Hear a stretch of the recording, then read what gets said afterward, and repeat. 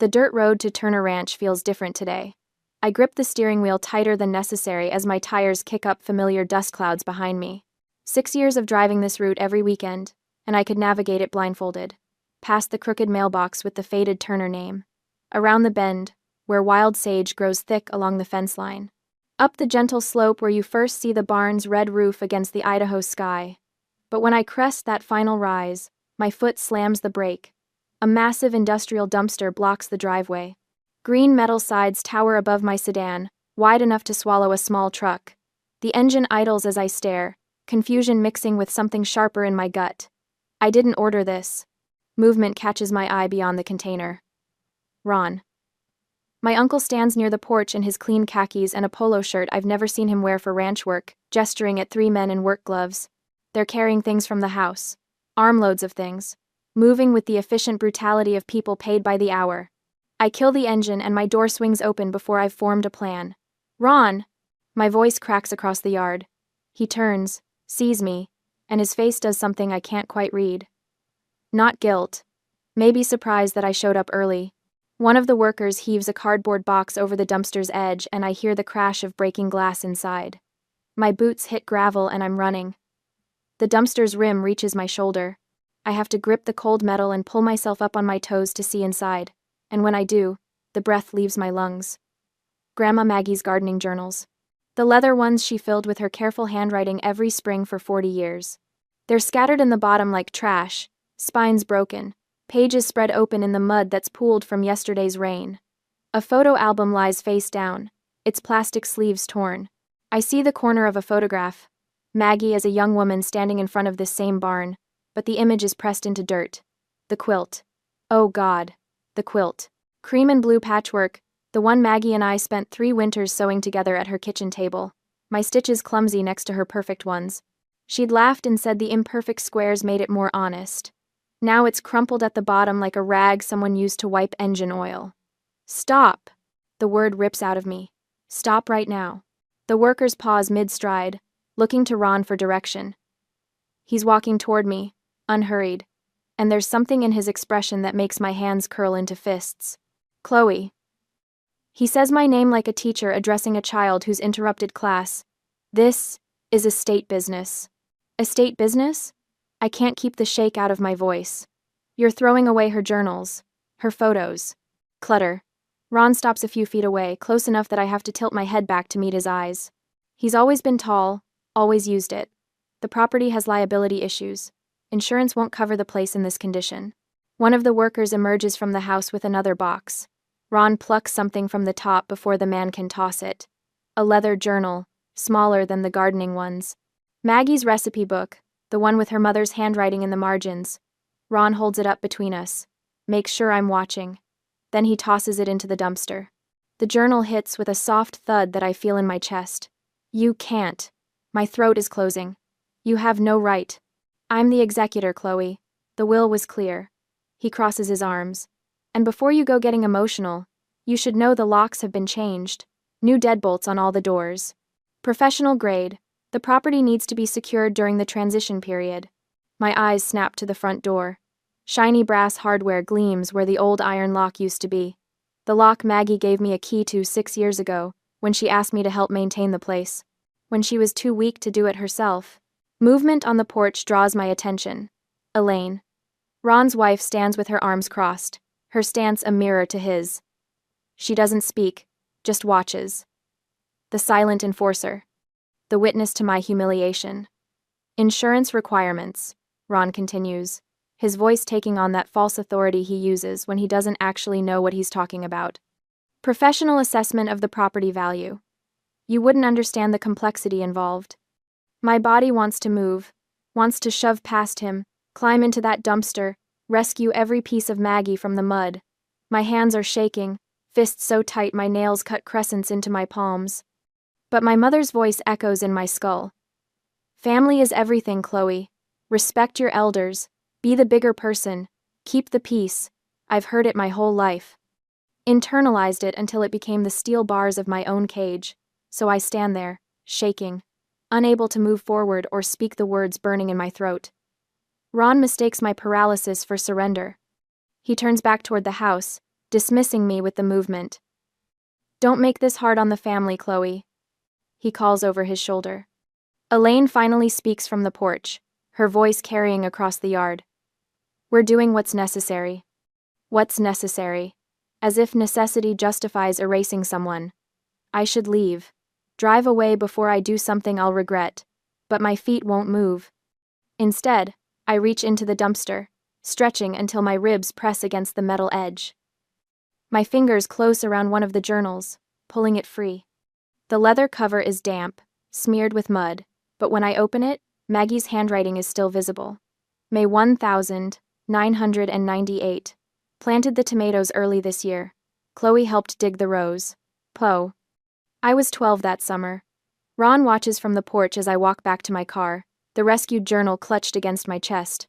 He doesn't try to stop me. Why would he? He's already won. I slide behind the wheel and set the journal carefully on the passenger seat. My hands are filthy with dumpster grime and my vision blurs at the edges, but I'm not crying. I'm not crying because underneath the shock and the hurt, something else is crystallizing, something cold and clear. Ron isn't just neglectful. He isn't just incompetent or overwhelmed by executor duties. He's erasing Maggie, deliberately, throwing her away like garbage. The realization settles into my bones as I start the engine. And as I drive away, watching the ranch disappear in my rearview mirror, I make a decision that will change everything. I'm done being the good niece. 3 days pass before I return. I park a quarter-mile down the road this time, driving specifically into the dense, overgrown brush behind an abandoned equipment shed. From the main road, my sedan is completely invisible. The morning air bites cold against my face as I cut through the sagebrush on foot, avoiding the main driveway entirely. The new deadbolts gleam on the front door when I circle around the house. Brass hardware that probably cost more than the monthly utility bills I paid for 6 years. Ron's truck isn't in the yard. Neither is Elaine's SUV. The house looks empty, but I move carefully anyway, pressing close to the weathered siding. The cellar door hides exactly where I remember it. 20 years of ivy growth have nearly swallowed the entrance.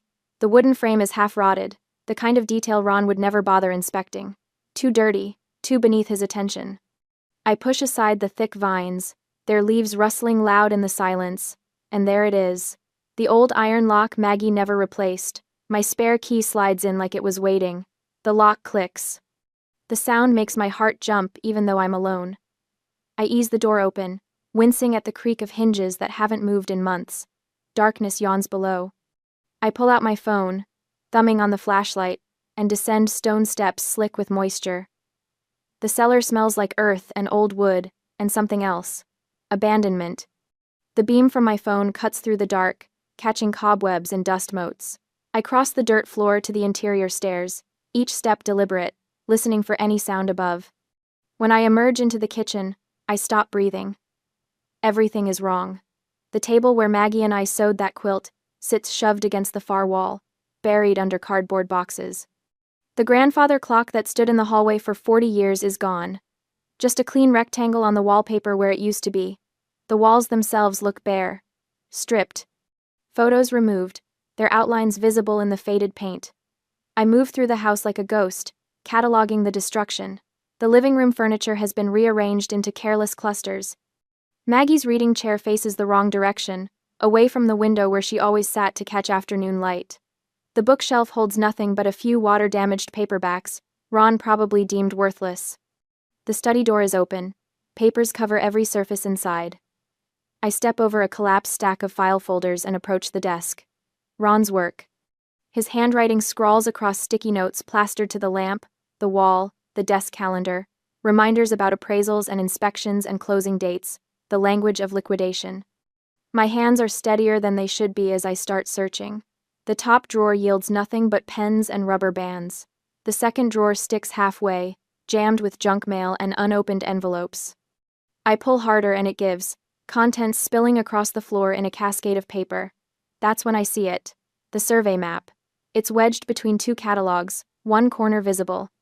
I yank it free and spread it across the desk, smoothing the creases with trembling fingers. Turner Commercial Plaza, reads the header in bold print. A developer's draft. Parking lots drawn where the pasture should be. Retail spaces plotted across the land Maggie spent her life protecting. The date stamp in the corner makes my stomach drop. 8 months before Maggie died. Ron planned this while she was still alive. My breath comes short as I scan the margins. His handwriting appears there too, notes scribbled in blue ink. Clear by Q2 next to the barn location. Max liquidity underlined twice near the property value estimate. I sink into the desk chair, the map clutched in my fists. He wasn't reacting to estate pressure. He wasn't scrambling to handle unexpected executor duties. He'd already decided to sell. Already found a developer. Already mapped out the destruction of everything Maggie built. My hands move on autopilot, digging through the remaining papers. There has to be more. There has to be proof of why. The loan application hides beneath a stack of grocery circulars. Crumpled. Nearly thrown away. I flatten it against the desk and read the bank's stamp at the top. Application rejected in red letters. The date matches the survey map, give or take a week. The applicant line shows Ron's signature. And there, listed under proposed collateral, typed in neat bureaucratic font, Turner Ranch, 96 acres. He tried to use the ranch for his own loan. The bank refused because he didn't own it, couldn't use what wasn't his, so he waited for Maggie to die. Waited to pretend the estate needed liquidation when really, he just needed to cover his own debts. I photograph everything. Map, loan rejection, the handwritten notes. My phone's camera clicks rapid fire in the silent study, each image backing up automatically to the cloud. Evidence, proof, ammunition. The sound of tires on gravel freezes me mid-motion. I shove the documents back into approximate disorder and move fast toward the cellar stairs. Down into the dark, across the dirt floor, up through the exterior entrance. The ivy falls back into place as I ease the door shut, my pulse hammering in my ears. By the time Ron's truck door slams, I'm already halfway through the sagebrush, invisible. 2 days later, I sit in William Hartley's office. The lawyer's space feels like stepping backward in time. Oak paneling, leather chairs worn soft from decades of use, law books lining the walls. Hartley himself looks exactly like Maggie described him years ago. 70, sharp-eyed, with the patient demeanor of someone who's seen every trick twice. I spread the photographs across his desk without a preamble. He studies them in silence, reading glasses perched on his nose. When he looks up, something in his expression has shifted. Hardened. "The deed is valid," he says. "Inter vivos transfer. Maggie signed the title over to you in February 2022. The ranch was never part of the estate." The words land like absolution. "Then we can stop him," I say. "Right now, before he sells." Hartley removes his glasses, folding them with deliberate care. "We could, but Ron would fight it, use estate funds to drag you through court for years, expensive years." "So what do I do?" "Let him commit." Hartley's voice drops lower. "Let him sign contracts with the developer. Let him prove bad faith in writing. Then you produce the deed. Not before, after." I lean back in the chair, processing. "You want me to let him think he's winning?" "I want you to let him prove he's guilty." Hartley taps the photo of the loan rejection. "This isn't negligence. This is fraud. But we need him to demonstrate intent. Give him rope. Let him hang himself." The drive home feels different. The weight that's been pressing on my chest since the dumpster has lifted, replaced by something colder, something focused. I'm not defending anymore. I'm hunting. That evening, I create a new folder on my laptop. Blue. I label it Turner Ranch Documentation and begin uploading files. The deed Maggie gave me years ago. The photos from Hartley's office. I add my own photographs next. The rotting eaves, Ron ignored. The horses he's neglected. The crumbling barn he won't repair. Every email he's sent. Every dismissive text message. Timestamps on everything. The cloud backup confirms, and I close the laptop with a quiet click. 3 days later, Sam Miller finds me photographing the damaged fence line near the north pasture. I don't hear him approach until his shadow falls across my viewfinder. "Documenting his negligence?" he asks. I lower the camera. Sam stands there in his work jacket, weathered hands hanging loose at his sides. He's been the ranch gardener and handyman for 20 years. Saw everything I did. Everything Ron didn't do. "Yeah," I say simply. Sam nods once. Doesn't ask why. Doesn't offer advice. Just looks at me with those kind eyes and says, "Maggie knew what she was doing when she signed that deed." The words settle into my bones like truth. I'm not alone in knowing what really happened here. That night, the email arrives. Subject line reads, "Important family update." The message appears in my inbox at 8:47 p.m., sent to the entire family distribution list. Ron's name in the sender field makes my jaw clench before I even open it. Great news coming at the reunion. Big decisions ahead for all of us. Mark your calendars, more details to follow. I read it twice, then a third time. The cursor blinks in the reply field. My fingers hover over the keys. A dozen responses form in my mind. Questions, accusations, demands. I close the laptop without typing a word. My silence isn't a weakness anymore. It's a strategy. Every day Ron thinks I've accepted defeat is another day he digs himself deeper. Another day he commits to a sale he has no legal right to make. Another day he proves William Hartley exactly right. I smile in the empty apartment. Let him think he's won. Let him send his triumphant emails and plan his big announcement. When the trap finally springs, he won't even see it coming. Months pass in a blur of strategy and silence. Summer burns out, autumn leaves fall, and then the true Idaho winter descends. The temperature drops 15 degrees in 3 days. I notice it first at the ranch on a Thursday evening in late January, driving out after work with my headlamp and toolkit in the back seat. The cellar door resists when I push it open, the metal hinges contracting in the cold. Inside, my breath comes out in visible puffs under the bare bulb. January in Idaho means winter isn't a possibility anymore. It's a brutal reality. The barn is worse. I push through the side door and the cold hits me like a wall, not the mild chill from last month. This is different. Aggressive. The kind of cold that settles into your joints and refuses to leave. I flip the light switch and the overhead fluorescents flicker on, illuminating breath clouds from the stalls. The horses. Maggie's 2 remaining mares, Stella and Daisy, stand in their stalls with their heads low. Their breath comes out in thick white plumes. When Stella shifts her weight, I can see the goosebumps rippling across her flank under her winter coat that hasn't fully grown in yet. I check the heating oil gauge mounted near the door. Empty. The needle sits firmly on 0. My phone buzzes in my pocket. An email from Ron to the family group thread, sent 20 minutes ago while I was driving. Update. Implementing cost-cutting measures before closing. Heating oil delivery canceled for barn. Developer assessment next month. R. I read it 3 times. The developer assessment. The one that will show the ranch in perfect condition, ready for demolition and conversion to Turner Commercial Plaza. The heating oil expense would show up as overhead, making the property look less profitable. So Ron cut it, made the numbers prettier for his buyer, and the horses freeze. My hands are shaking, but not from the cold. I can't intervene legally. Not yet. Hartley was clear about that. Revealing the deed now means years of court battles while Ron uses estate funds to fight me. The trap only works if Ron commits fully to the sale, proving his bad faith beyond any doubt. But I can't let the animals suffer while I wait for strategy to align. I pull up the Tractor Supply website on my phone. Portable space heaters, commercial grade, $200 each. I need at least 4 to make a dent in this space. Thermal blankets for the horses. Another $100.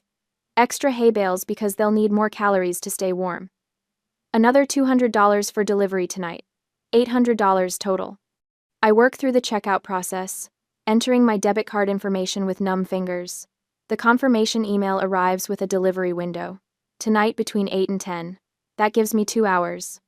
I spend it hauling every spare blanket I can find in the house storage closets, draping them over the stall doors to block drafts. I stuff old towels and rags into the gaps where the barn siding has warped with age. Stella watches me work, her dark eyes following my movements. When I pass her stall, she presses her nose against my shoulder. Warm breath against my frozen cheek. I know, I whisper. I'm here. The delivery truck arrives at 9:15. The driver helps me unload the heaters and hay bales, eyeing the dark property with curiosity but asking no questions. Cash transaction, no receipt with Ron's name on it. He drives away and I'm alone with 4 industrial heaters and a plan that violates every strategic instinct Hartley tried to teach me. I plug in the first heater near Stella's stall. The orange glow fills the corner of the barn, and within minutes I can feel the difference. Not warm yet, but the aggressive edge of cold retreats slightly. I position the other 3 heaters strategically, creating pockets of warmth that overlap near the stall areas. The thermal blankets go over both horses, secured with the chest straps designed for this purpose. I'm adjusting Daisy's blanket when I hear boots on gravel outside. My hand freezes on the strap. The barn door is already open from the delivery, and I left the cellar entrance unlocked behind me. Stupid. I was so focused on the horses. I forgot basic security. The footsteps stop at the barn entrance. Thought I saw lights. Sam Miller's voice. Not Ron, not Elaine. I turn around slowly, still crouched beside Daisy's stall. Sam stands in the doorway, his weathered face shadowed by the heater glow behind me. He's wearing a heavy canvas jacket and work gloves, dressed for cold night labor. His eyes move from me to the heaters to the thermal blankets. He doesn't ask what I'm doing here. Doesn't question my right to be on property Ron claims to control. Instead, he walks to the far wall where the insulation has torn away from the studs, leaving gaps that let in wind. He examines it for a long moment, running his gloved hand along the damaged section. This won't hold heat, he says. Got some foam board in my truck. Be right back. He's gone before I can respond. When he returns, he's carrying rigid foam insulation panels and a cordless drill. We work in silence for the next 2 hours. Sam cuts and fits the panels while I hold them in place. He drills them into the studs with practiced efficiency, sealing the gaps that have leaked warmth for probably 5 winters. Every few panels, he pauses to check his work, adjusting angles, adding extra screws where the barn wall curves slightly. The only sounds are the drill, the soft shuffle of horses in their stalls, and our breathing. Around 11, Sam produces a thermos from his jacket. He pours coffee into the cap and hands it to me without asking if I want any. The liquid is still hot enough to burn my tongue, bitter and perfect. We stand side by side near one of the heaters, warming our hands on the thermos. Snow begins to fall outside. Small flakes at first, then larger ones that catch the light from the barn windows. Sam watches them accumulate on the gravel, his expression unreadable. Then he speaks. Maggie told me what she did. My hand tightens on the thermos cap. The deed. He continues. February 2022. She had me witness the notary appointment. Said you were the only one who loved the land, not the money. The validation hits me harder than I expected.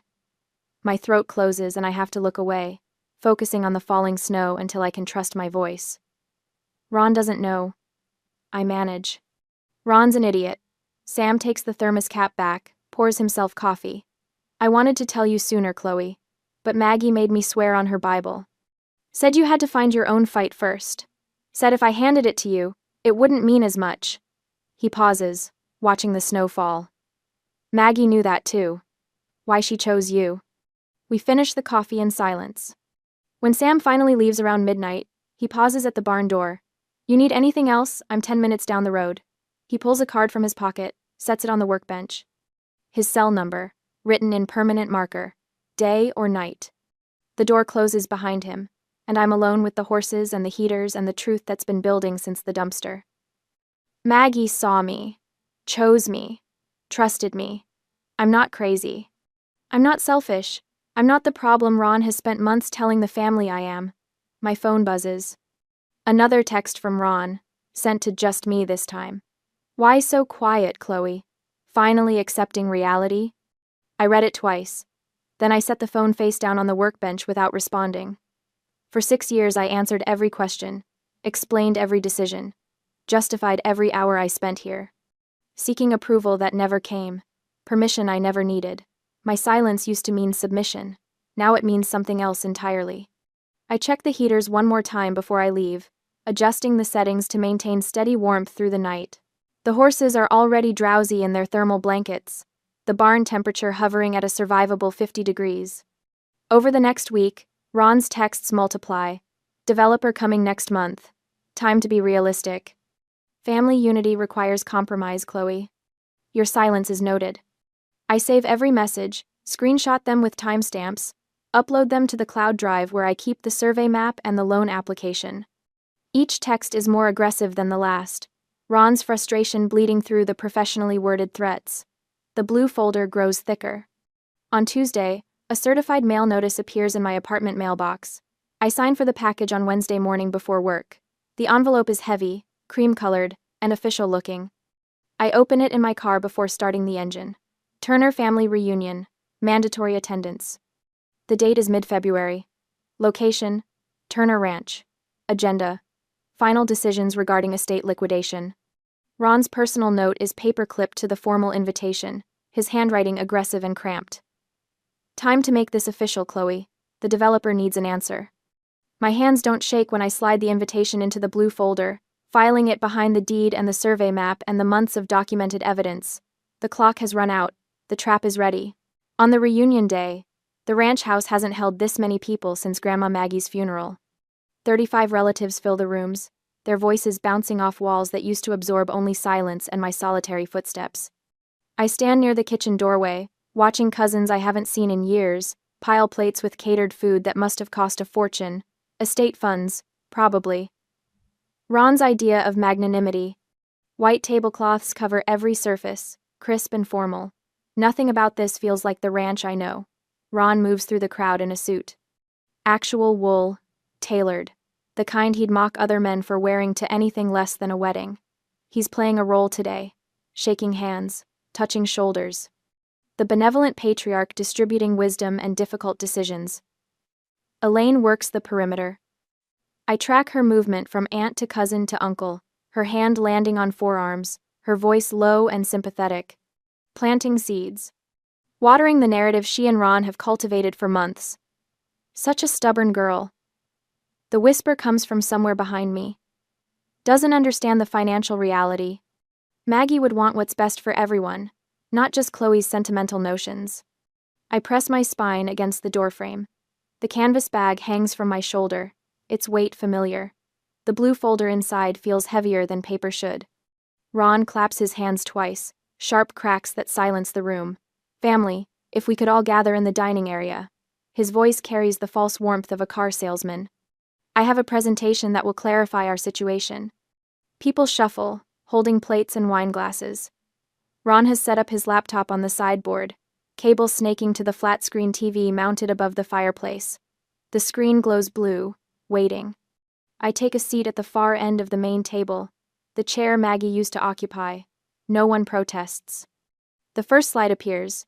Turner Estate financial reality in bold letters over a photo of the barn I know Ron hasn't entered in years. As executor, I've conducted a comprehensive assessment. Ron advances to the next slide. Numbers fill the screen. Property taxes, maintenance costs, projected repairs. Every figure inflated beyond recognition. The debt burden is unsustainable. A cousin to my left leans forward, studying the numbers. Aunt Martha covers her mouth. Next slide. Photos of the ranch, each carefully selected. The rotting eave I reported to Ron months ago, never fixed. The fence section that collapsed last winter when he refused to budget for posts. The peeling paint on the barn's north side. Every image screams neglect, and none show the work I've done. The repaired stalls, the maintained pastures, the garden I've kept alive. The property has fallen into disrepair. Ron's tone suggests tragedy, rather than his own intentional abandonment. Continuing to maintain it would consume resources the family can't afford. My fingers curl around the bag strap. The final slides show an architectural rendering. Glass and steel where the barn stands. Paved parking where Maggie's garden grows. Commercial plaza rendered in clean fonts and modern angles. The solution is straightforward. Ron pauses for effect. A reputable developer has offered $1,650,000 for the property. Murmurs ripple through the room. Someone whistles low. This allows us to preserve the family legacy by converting it to liquid assets. Everyone benefits. The Turner name endures in a new form. The screen goes dark. Ron closes his laptop with a decisive click. I watch him, my mind racing. He's bluffing about the finalized deal. No developer cuts a check without a clear title search.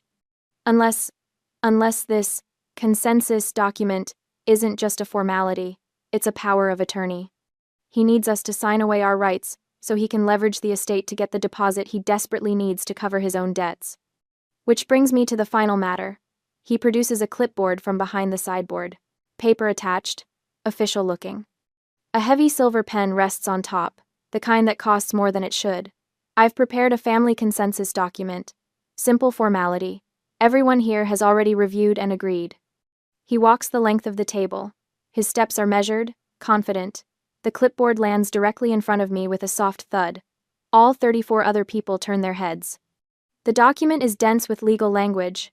I'd need an hour to parse properly.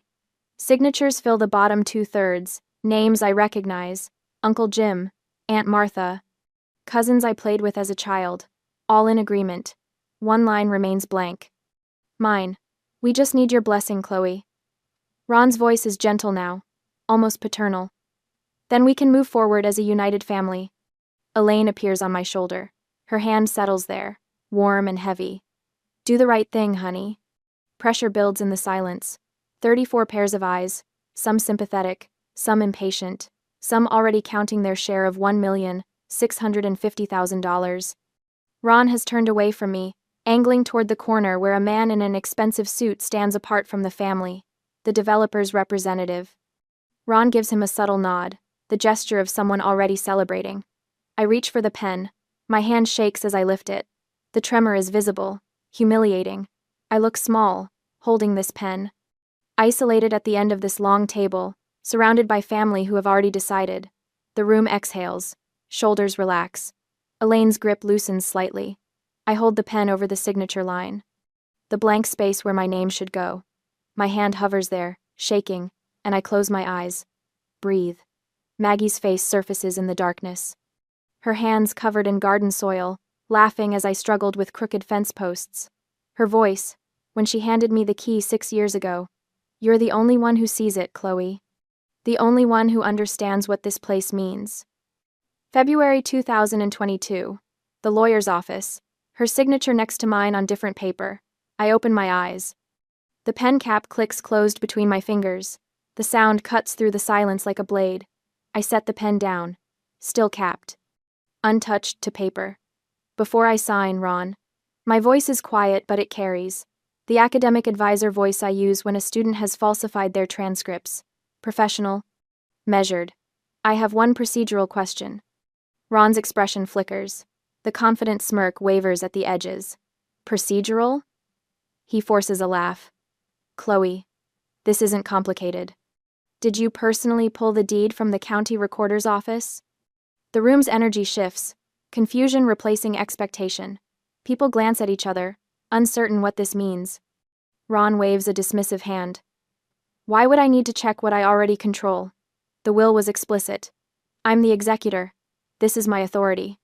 Right. I reach down to the bag at my feet. My hands are steady now. Your authority. The blue folder slides out onto the white tablecloth. Every eye in the room locks onto it. I meet Ron's gaze directly for the first time all day. Hold it. Don't blink. His smirk has vanished completely. I open the blue folder. The sound of the clasp releasing feels enormous in my ears. Inside, the documents are arranged exactly as William Hartley and I prepared them. Each page is protected in a clear sleeve. Each piece of evidence in perfect sequence. I slide the first document across the polished wood table. Then you don't know Grandma Maggie transferred the title of this land to me. 2 years ago. February 2022. The paper glides to a stop in front of Ron. Official county letterhead across the top. Margaret Ellen Turner's signature in her careful cursive. My signature beside hers, younger and less steady. The county recorder's stamp in blue ink, raised and textured where the seal pressed into the paper. Inter vivos transfer, property deed, recorded and legal. Ron's hand shoots out and snatches the document. His eyes scan the page. Once, twice, his face shifting through expressions too quickly to track. This is a forgery. His voice is loud, but there's something underneath it now. Something that wasn't there before. I pull the second document from the folder. Here's the notary log. 3 witness signatures. The notary's stamp matches the one on the deed. Ron's face flushes red. She was senile. She didn't know what she was signing. Around the table, relatives lean forward. Cousin Dave reaches for the deed and Ron jerks it away from him. Doctor. Keller's medical capacity affidavit. I place the third document on the table. Dated the same day as the deed, the 14th of February 2022. It states Grandma Maggie was of sound mind and fully understood the legal implications of the property transfer. Elaine's hand drops from my shoulder. Ron stands up, the chair scraping loud against the floor. She didn't understand the financial necessity, the taxes, the maintenance costs. She was living in the past, not facing reality. I've been waiting for this. For the moment when he'd pivot from legal arguments to emotional ones. When he'd try to make this about Maggie's supposed ignorance instead of his own scheming. I pull out the draft survey map. The paper unfolds across the table, and I smooth it flat with both hands. Turner Commercial Plaza, the header reads. The date in the corner is 8 months before Maggie died. Ron's handwriting fills the margins.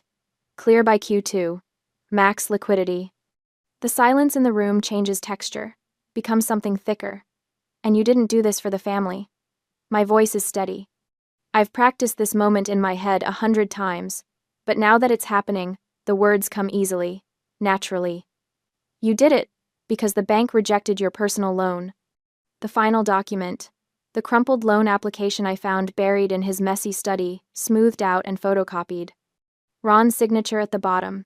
Turner Ranch, 96 acres, listed as collateral.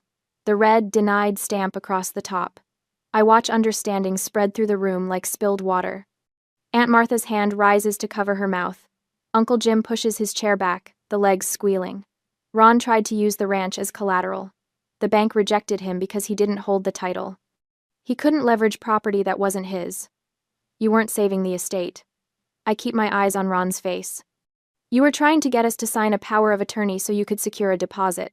Selling property you didn't own to cover your tracks. The developer representative stands. He doesn't say anything at first, just reaches down and picks up his briefcase. When he speaks, his voice is clipped. Professional. This deal is dead. Title isn't clear. He walks out.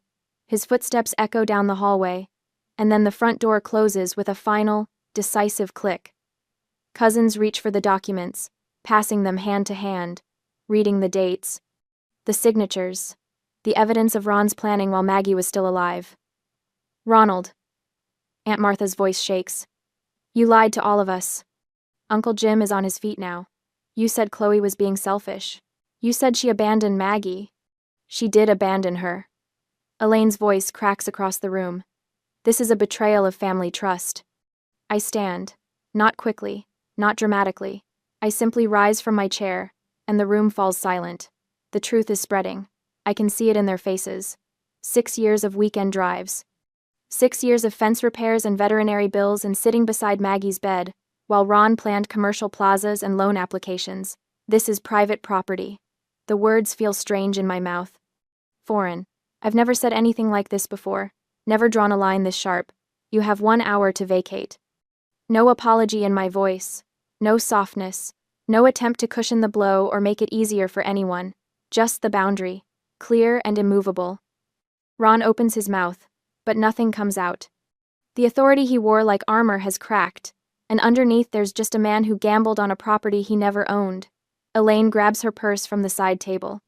Her face is crimson, lips pressed into a thin white line. She doesn't look at me as she moves toward the door. Relatives gather their things. Some avoid my eyes. Others nod slightly as they pass, something like respect or shame in their expressions. Movement in the doorway catches my attention. Sam Miller stands there, his weathered face creased in something that might be a smile. He heard everything. Of course he did. He's been waiting for this moment as long as I have. William Hartley appears behind him, briefcase in hand. I can help coordinate the exit if needed. Ron is the last to move. He stands by the table, the deed still in his hand. For a moment, I think he might try to take it, to destroy it, but he just lets it fall back onto the wood surface. When he walks past me, he doesn't speak. The man who threw Maggie's journals into the dumpster, who changed the locks, who tried to erase her. He has nothing left to say. The door closes behind him, and I am alone in my grandmother's house. My house now, the owner, not the trespasser, the steward, not the thief. I sink back into the chair and let out a breath I didn't know I was holding. The driveway looks different without the dumpster. I pull up to Turner Ranch on a Sunday afternoon in late August, 6 months after the reunion that changed everything. The same dirt road, the same bend in the fence line where sage grows wild, but the flowers are blooming now. Purple lupine and yellow arrowleaf crowd the gate posts where weeds used to choke the ground. The barn wears fresh red paint, The fences stand white and straight. The horses graze in the pasture with healthy coats that catch the sunlight, no longer shivering in their stalls. Sam Miller's truck sits near the renovated bunkhouse where he lives now, rent-free, caretaker and friend. The arrangement suits us both. I park and gather the pie William Hartley dropped off this morning, homemade cherry, still warm in its dish. He visits monthly these days, always bringing legal updates wrapped in conversation and baked goods. Today he's staying for dinner. Inside, the dining room table seats 8. 3 of my colleagues from the university are already here, laughing about something that happened at registration last week. They understand now why I was so distracted last year, why I kept checking my phone during meetings and disappeared on weekends.